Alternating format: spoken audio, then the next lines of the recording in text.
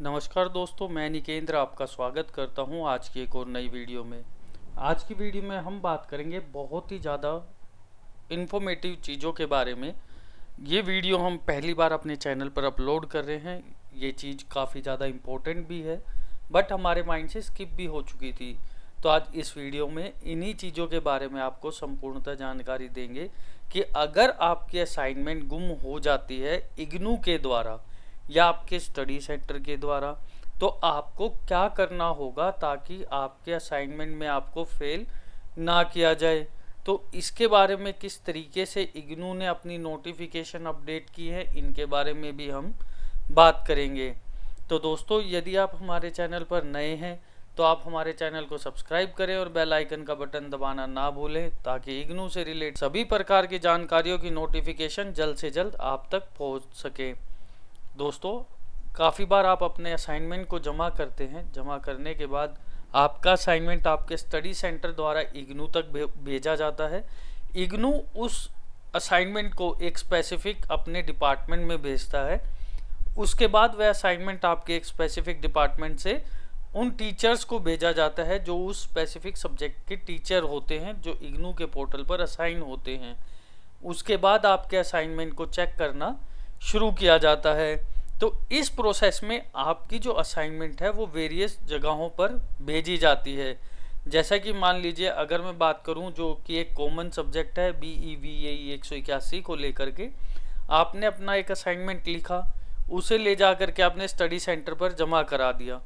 जमा कराने के बाद आपका स्टडी सेंटर उस असाइनमेंट को इग्नू मैदानगढ़ी भेजेगा।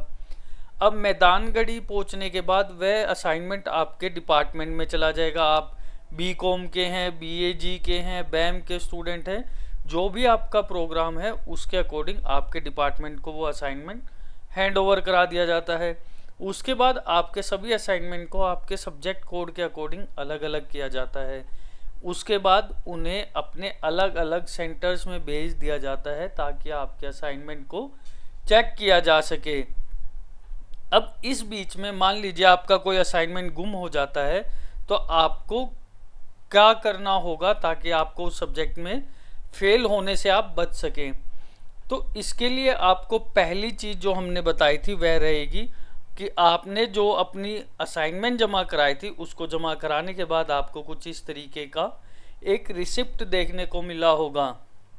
यह रिसिप्ट में आप देख पाएंगे कि जिस जिस सब्जेक्ट का असाइनमेंट इस बच्चे ने जमा कराया है उस सब्जेक्ट की डिटेल यहाँ पर अवेलेबल आपको मिलेंगी। काफ़ी बार इस केस में आपको देखने को मिलता है कि आपने आज 2 असाइनमेंट जमा कराए हैं, कल 3, फिर 2, फिर 5, कुछ अलग अलग करके आपने असाइनमेंट जमा कराए हैं। तो उनको लेकर के भी आपको यह रिसिप्ट संभाल करके रखनी होगी।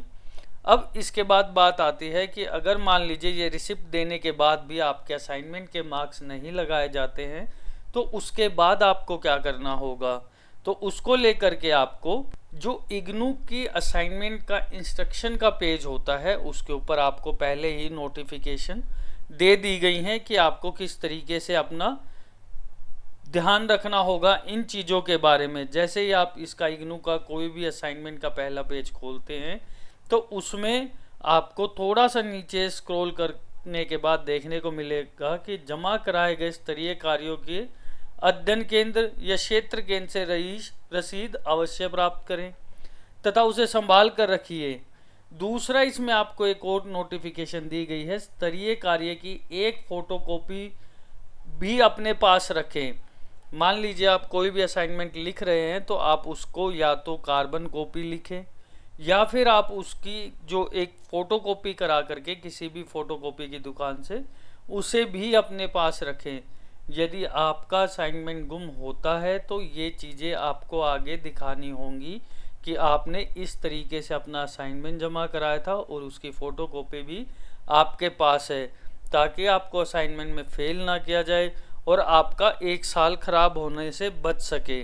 तो इस तरीके से आपको अपनी जो असाइनमेंट आप जो भी लिख रहे हैं, आप चाहे फर्स्ट ईयर के स्टूडेंट हैं, सेकंड ईयर के हैं, थर्ड के हैं, जैन के हैं या जुलाई के हैं, आप सभी को यह चीज़ें करनी अनिवार्य होंगी।